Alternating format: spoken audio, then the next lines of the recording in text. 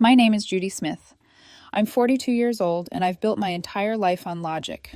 I'm a data analyst, patterns, probabilities, clean lines of cause and effect.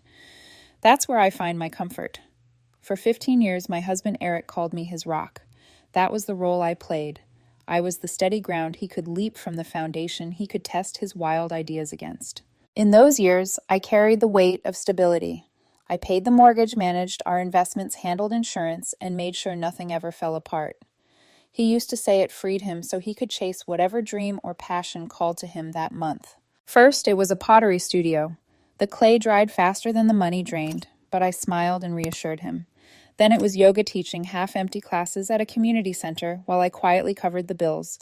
Last year, he fell in love with meditation retreats and a so-called spiritual instructor named Vanessa, who also happened to be his new tennis partner. I didn't mind at first.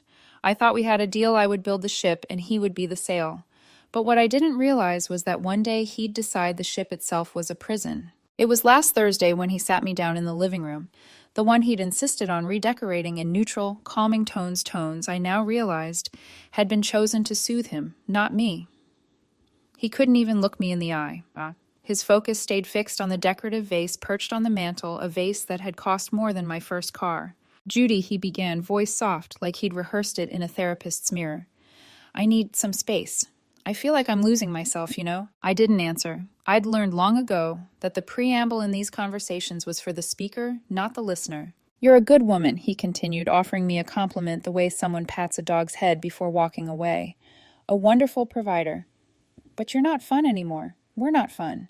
Everything is so planned, so safe. I need to feel alive again. I need to find my own path." His words drifted through the room like smoke, suffocating, yet insubstantial. I let my eyes settle on the wooden beam above the media center, the one he'd insisted on installing last fall purely for aesthetics. It had cost my entire annual bonus, a monument to form over function. And now here he was, talking about how safety and planning were suffocating him. Something inside me didn't shatter. It calcified. All those little dissonant details of the past few months snapped into a perfect pattern: the late-night giggling texts he'd brushed off as work friends, the expensive new workout clothes from brands I'd never heard of, the endless praises for Vanessa's spiritual wisdom. For a woman who studies data patterns for a living, the regression line was suddenly crystal clear. The conclusion was both obvious and devastating. I looked at him, really looked at him for the first time in months.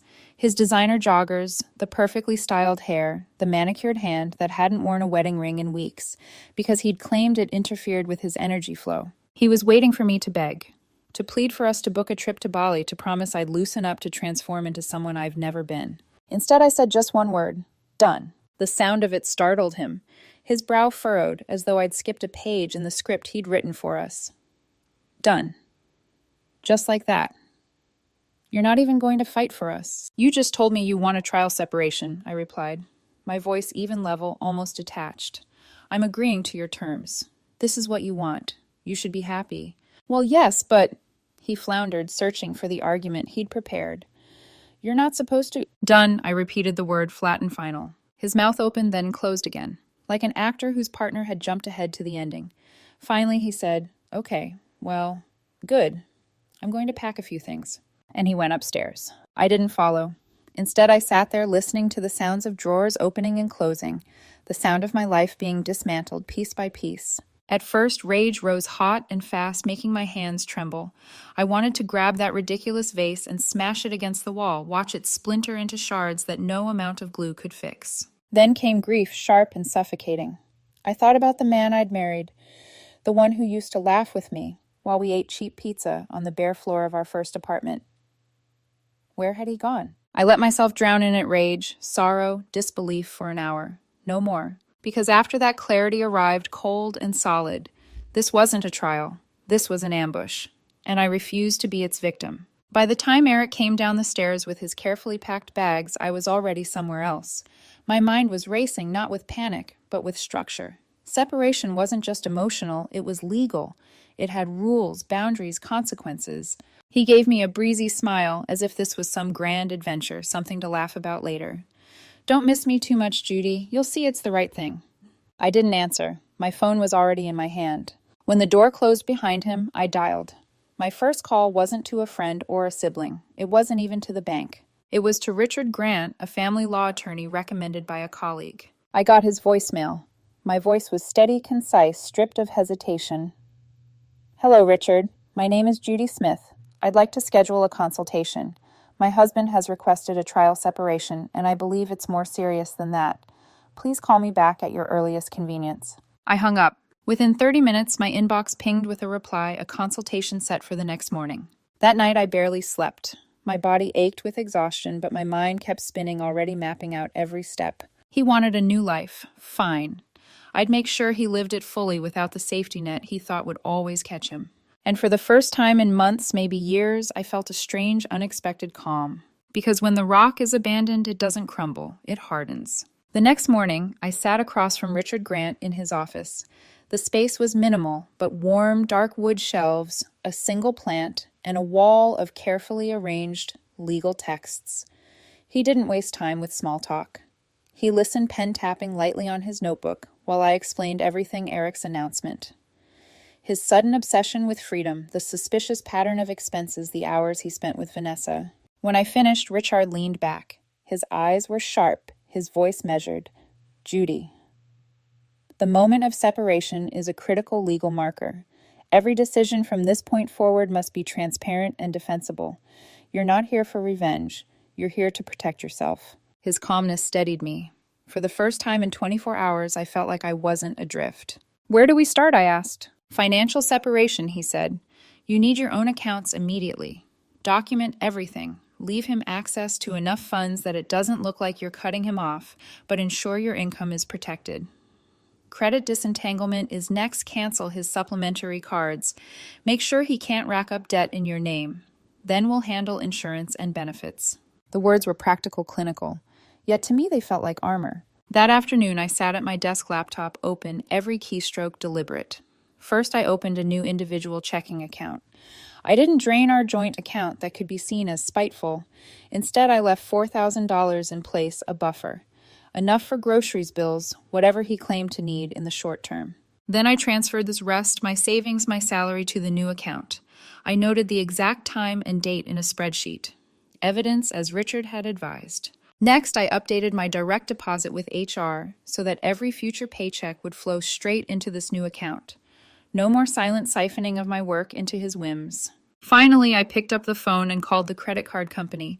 My voice didn't shake when I said the words, "My husband and I are separated. Please cancel his supplementary card immediately." The agent asked if I wanted to dispute the $8,000 outstanding balance.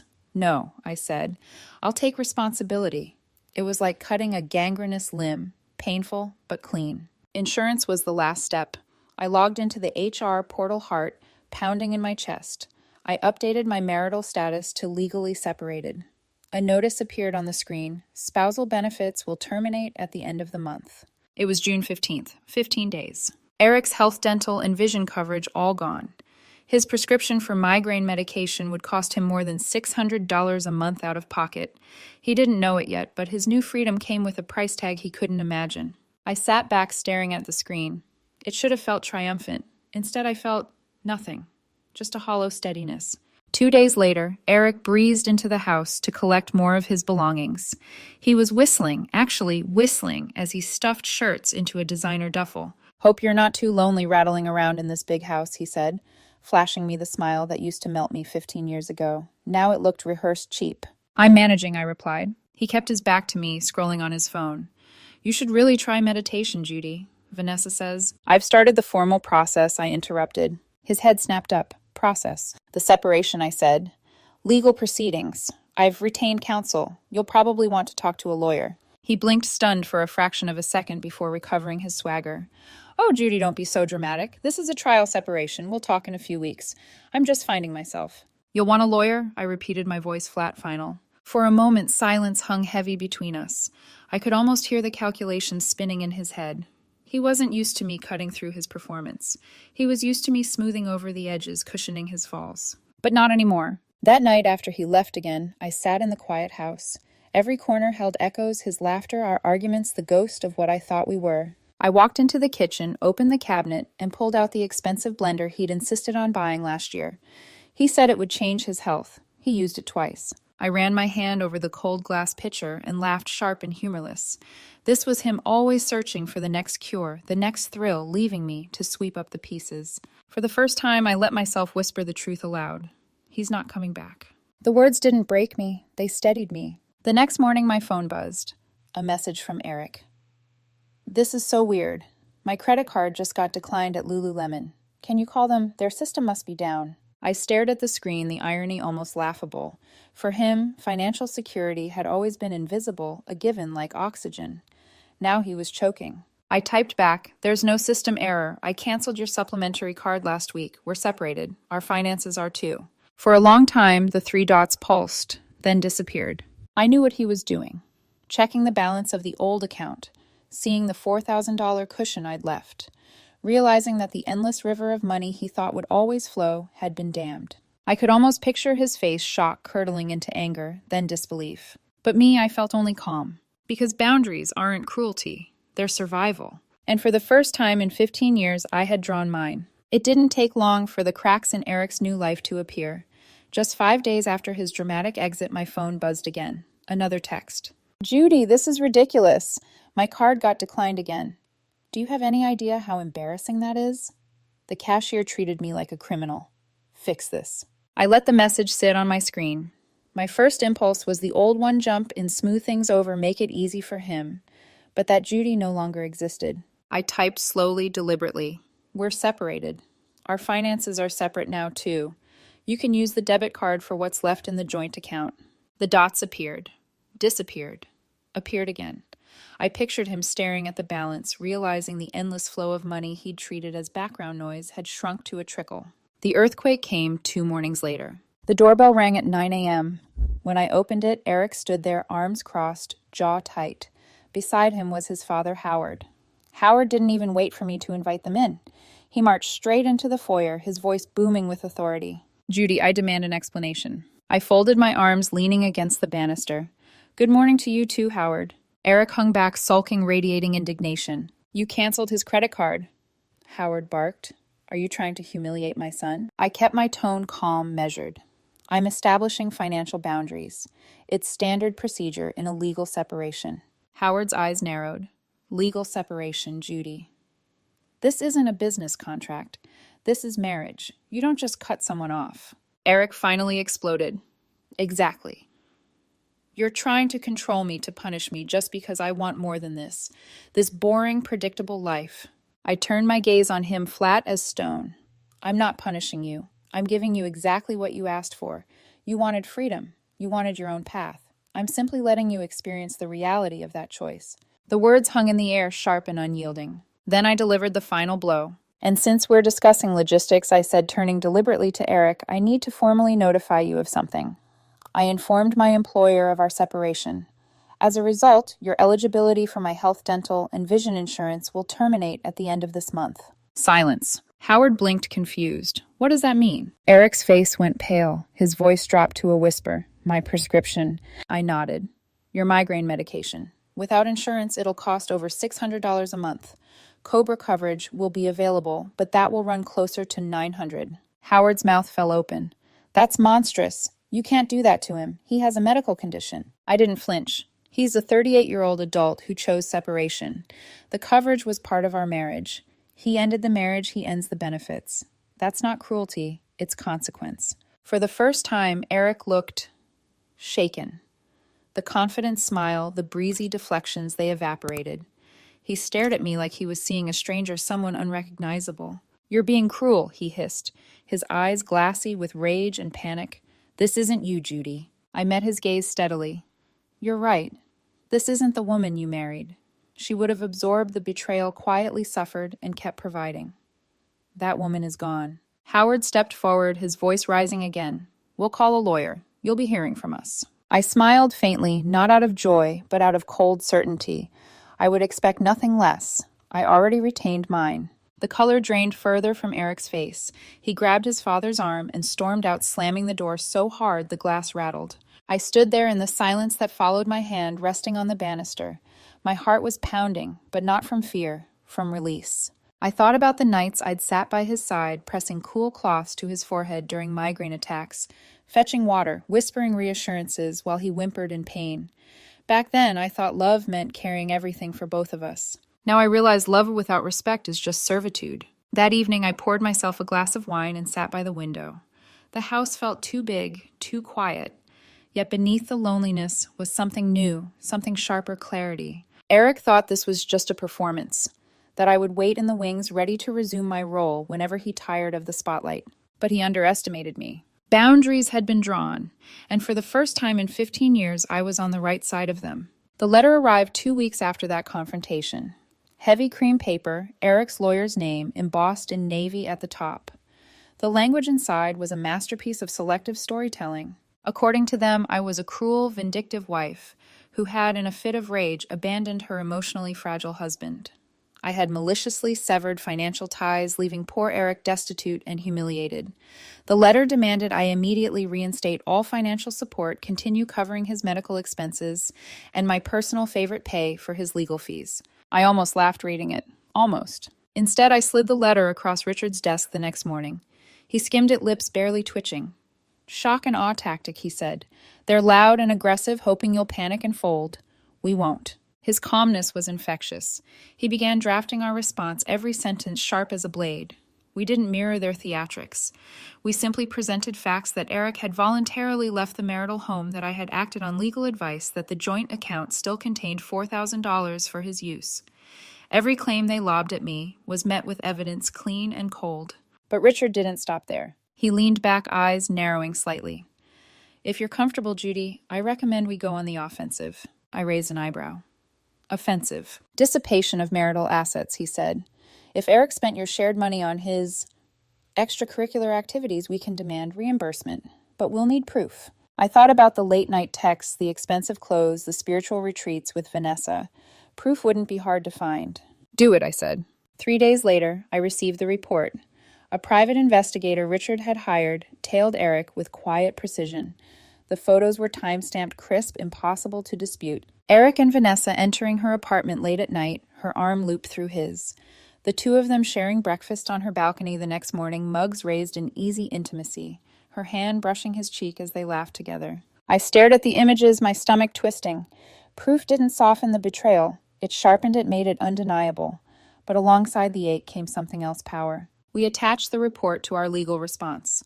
Alongside it, Richard filed a motion for discovery demanding Eric's bank records and crucially subpoenaing Vanessa's financials. If my salary had funded their dinners, trips, or gifts, the court would know. It was no longer just a legal matter. It was exposure. The reaction came swiftly. One evening, as I was chopping vegetables for dinner, my phone rang. Unknown number. I almost let it go to voicemail until instinct told me to answer. Judy. The voice was hesitant male. Eric. No, not Eric. The other voice, nervous, cracking slightly. This is, I'm not sure if we've met. My name's Mark. It took me a second. Mark, then it clicked. Eric's guru had a middle name he sometimes used to appear more grounded. It was Vanessa's brother. No, not brother. Her cover. He'd used the alias before, but the voice on the phone wasn't serene or enlightened. It was panicked. I think there's been some misunderstanding, he stammered. I don't know why your lawyer is coming after me. I'm just a tennis coach. Misunderstanding. My voice was ice. You've been with my husband for months, and you've been enjoying it on my dime. He exhaled sharply like a kid caught sneaking out past curfew. Look, Judy, I didn't know it was like this. Eric said you two were basically over, that it was just a matter of time. Then you'll have no problem confirming that under oath, I said. Dead silence. That silence told me everything. He wasn't enlightened. He was terrified. Terrified of court. Terrified of exposure. Terrified of the house of cards collapsing. And it was collapsing. That week, the voicemail started. Eric's voice, first furious. You're destroying my life, Judy. This isn't the woman I married. How could you be so vindictive? Then pleading, Judy, please. We can work something out. Just stop dragging Vanessa into this. Then pitiful. You know I can't afford those medications. You're condemning me. You don't want me to suffer like that, do you? Every time I let the voicemail play, then deleted it. My resolve didn't waver. One night I sat in my therapist's office, the PI photos still echoing in my mind. I expected her to push me toward forgiveness, toward compassion. Instead, she asked quietly, "Judy, what would it look like for you to stop carrying responsibility for his choices?" I thought about that for a long time. The answer was sharp, immediate. It would look like this. For the first time, I believed it. Eric thought I would crumble, that my identity as the rock meant I would always protect him, always cushion his falls. But he forgot something fundamental. A rock doesn't bend. It doesn't cushion. It endures. And when pushed against long enough, it can crush whatever smashes against it. The war had begun, and I was not the one who would break. The first call came late at night. I was in bed reading when my phone lit up with Eric's name. I almost ignored it, but some instinct told me to answer. "Judy," he began, his voice tight, urgent. "This has gone too far. You don't need to drag Vanessa into this." I said nothing at first, letting the silence stretch. "She's innocent," he rushed on. "She has nothing to do with our problems. You're just trying to punish me by humiliating her." My reply was calm, deliberate. "Eric, you spent our money on her. That makes her part of this. A witness. And if you don't like the consequences, maybe you shouldn't have funded your affair with our joint account." He sputtered. "It wasn't, Judy. This is insane. You're destroying lives." "No," I said, my voice dropping into steel. "I'm revealing them." He hung up before I could say more. 2 days later, Richard called. His voice carried a note of satisfaction. Vanessa's counsel reached out. "She's nervous." "Nervous," I repeated. "She doesn't want to be subpoenaed. Her reputation at the club, her teaching her students, none of it can survive the kind of exposure she'd face in court. She's already cracking." For the first time in weeks, I allowed myself a slow, steady breath. Not triumph exactly, but the sense of a scale tipping back toward balance. The messages from Eric grew erratic. "You're a monster. You'll regret this." Then minutes later, "Please, Judy. Just stop. Let's settle this quietly, for old time's sake. And then one that almost made me laugh. "Vanessa thinks you're obsessed with us. She says you're projecting your insecurities."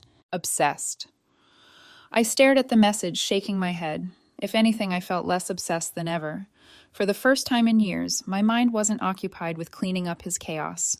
I was free to notice the quiet hum of the fridge, the rhythm of my own breath, the steady certainty of a life I was now steering myself. But Howard wasn't done. One Sunday afternoon, he showed up unannounced, pounding on my door. His face was flushed, his words spilling over in anger. "You're ruining my son's life." "He's sick, Judy. You know about his migraines.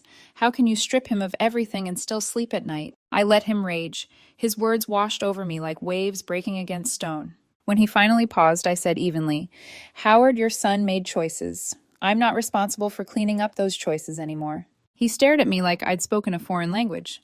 "But you're his wife." "No," I said with a calm certainty that surprised even me.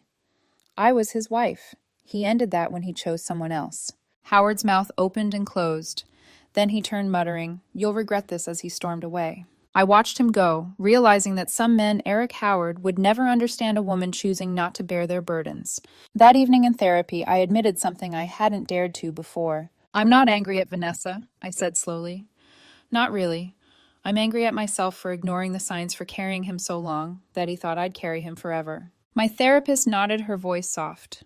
"What if anger isn't the end point? What if it's the bridge?" "The bridge to what?" "To freedom," she said simply. The word lingered in my chest long after I left her office. One night, unable to sleep, I found myself in the kitchen, staring at the sleek espresso machine Eric had insisted on buying, then complained about because it was too complicated.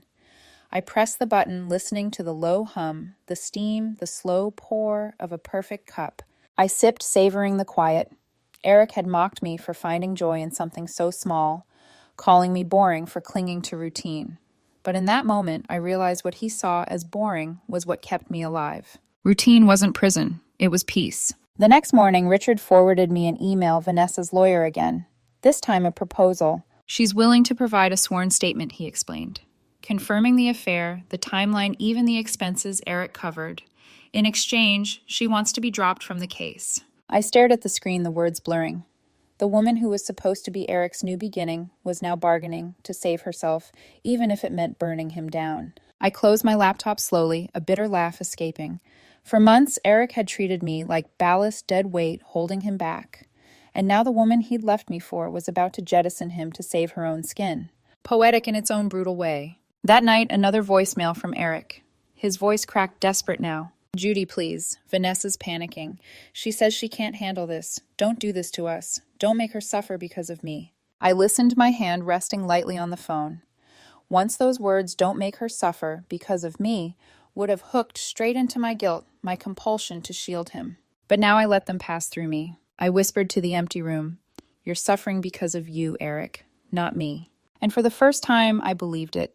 It ended not with a bang, but with a signature. After weeks of posturing threats and late-night voicemails, Eric's entire case collapsed under its own weight.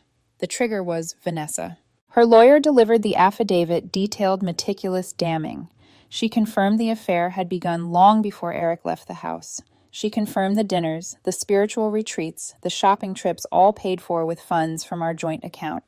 And she confirmed that Eric had promised her a new life once he cut ties with me. The irony was sharp enough to taste. She'd been willing to betray him in writing, all to protect her reputation. In the end, the sail that Eric had chased after so desperately was the one that abandoned him when the winds turned. Richard laid out the consequences with clinical precision. Her affidavit destroys their narrative, he explained. No court is going to side with Eric now. Infidelity strips him of leverage. Dissipation of assets means we can demand reimbursement. His lawyer knows it. They'll push him to settle. And settle he did. The house, our carefully curated home with its overpriced beams and decorative vases, was sold. The equity was split down the middle, state law's version of fairness. My half became the down payment for a modest but peaceful condo. His half a lump sum he clung to like a lifeline. Spousal support, his last desperate attempt. But the judge wasn't swayed. With infidelity proven and his misuse of marital funds documented, Eric was granted only 2 years of minimal rehabilitative alimony, barely enough to cover the rent on a small apartment. And the assets Richard's strategy paid off. We proved Eric had spent over $15,000 of my income on Vanessa. That sum was deducted directly from his share of the equity and awarded to me. For the first time in months, the numbers were in my favor. Eric's unraveling was swift. He moved into a cramped one-bedroom on the outskirts of town.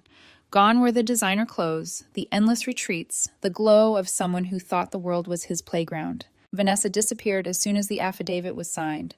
Whether she left him or he left her, I didn't care. She vanished, and with her went whatever illusion he'd been chasing. Howard still called. Sometimes his voice a mix of fury and sorrow. "You've destroyed him," he accused. I never argued. I simply said no. He destroyed himself. And hung up. For me, the adjustment was quieter. My condo was smaller, yes, but every corner was mine. No decorative vases, no meaningless beams, just shelves lined with my books, my old comfortable chair, and the espresso machine Eric had mocked, but I now used daily. At first, the silence felt foreign. I'd lived so long with his chaos buzzing in the background that peace seemed alien.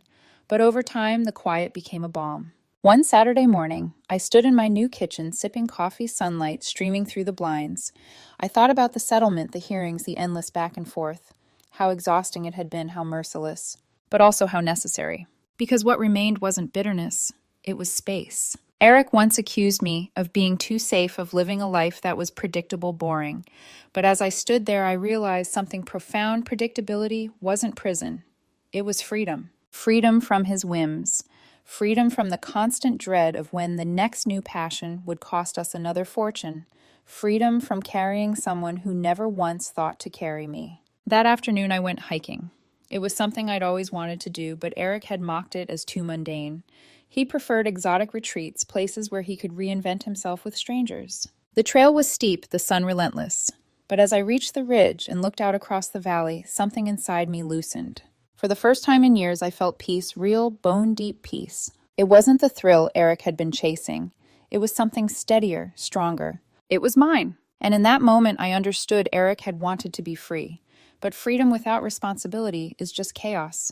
I, on the other hand, had finally learned what true freedom was. It wasn't carrying someone else's weight. It was standing firmly in my own life, my own choices, my own quiet joy. The collapse of his world was the rebirth of mine. And though part of me still grieved the man I thought I'd married, another part whispered something simple, something undeniable. You survived. You endured. You're free. The divorce papers arrived in a manila envelope thick with legal stamps and signatures. Richard handed them to me across his desk with a simple nod. "It's finalized, Judy. You're free." 2 words I'd never thought would feel so heavy and yet so light. That night, I sat in my condo, the envelope resting on the coffee table like an exorcised ghost. The place was still new, the walls bare, the furniture modest. But it was mine. Every object in it carried no hidden debts, no unspoken resentments. I poured a glass of wine and curled into my old armchair, the one Eric had always wanted to throw out because it was ugly. To me, it was beautiful, worn in all the right places, carrying the shape of my body like a memory. The silence pressed around me, but it no longer felt like absence. It felt like space. In the weeks that followed, I built small rituals. Coffee each morning from the complicated espresso machine Eric had hated. Books stacked high on the nightstand. Walks at dusk through quiet streets where no one knew me as Eric's wife. It amazed me how quickly I began to breathe differently. I wasn't haunted by Vanessa. She faded into the background like a subplot that had lost its audience. I wasn't even haunted by Eric. He was simply gone, a cautionary tale in the margins of my life. What lingered instead were questions, not about him, but about me. How had I let myself become so complacent? How had I ignored so many red flags, the late nights, the secretive texts, the endless withdrawals, labeled business expenses? For years, I told myself love meant patience, tolerance, sacrifice. But love without respect is erosion. It wears you down until you no longer recognize the shape of yourself. Now I was learning to recognize myself again. One Saturday, I joined a hiking group. At first, I felt awkward, surrounded by strangers chatting easily, couples holding hands, families corralling children. But as the trail steepened, conversation faded. Each person focused on their own breath, their own climb. Halfway up, a woman beside me smiled. First time. Yes, I admitted. You're doing great, she said before moving ahead. It was such a small kindness, but it landed with unexpected force. I didn't need someone to carry me. I just needed to know I could carry myself. At the summit, I stood on the ridge, wind whipping through my hair, the valley spread out like a painted canvas. For a long moment, I just breathed. I thought about Eric chasing freedom in other people's arms, mistaking chaos for passion. I thought about Howard railing at me for refusing to prop up his son. I thought about the girl I'd once been, the one who sat on the floor of a tiny apartment eating cheap pizza with a man who swore he'd never let her down. And then I let them all go. The sun slid low across the horizon, casting the world in gold. I closed my eyes and whispered, not to Eric, not to Vanessa, not even to the ghost of the marriage I'd lost, but to myself. You're not an anchor anymore. The words surprised me, but they felt right. For so long, I'd been the anchor, keeping Eric steady, holding us in place while he reached for the sky. But anchors keep ships from moving. Anchors sink. I opened my eyes, looking out across the expanse. You're a mountain, I whispered. Unmovable, strong, standing on my own. The drive back was quiet, but my mind hummed with clarity. I didn't know what the future held, new friends, new love, or maybe just more mornings with coffee and books. It didn't matter. What mattered was that for the first time in 15 years, I wasn't living as someone's foundation. I was living as myself. Weeks later, Eric's name popped up on my phone again. I stared at it, heart steady, not racing. I didn't answer. I didn't need to. Because some doors aren't meant to be reopened. One morning as I prepared my coffee, I caught my reflection in the kitchen window. For a moment, I almost didn't recognize her, the woman standing there, hair loose, eyes bright, shoulders unbowed. Then I realized that woman was me, Judy Smith, 42, survivor, free. I smiled a small private smile meant only for myself. The rock that once held someone else's ship steady had finally found its true form. It wasn't an anchor anymore. It was a mountain. And it finally stood alone. And that wraps up today's story. Now we want to hear from you. Where are you watching from? Drop your city or country in the comments, and let's see how far these stories reach. If this story moved you or gave you chills, give it a like, share, and subscribe for more powerful stories. One last thing, rate the story from 1 to 10 in the comments. Your feedback helps us bring you even better ones next time. Thanks for watching. We appreciate you being part of this storytelling journey.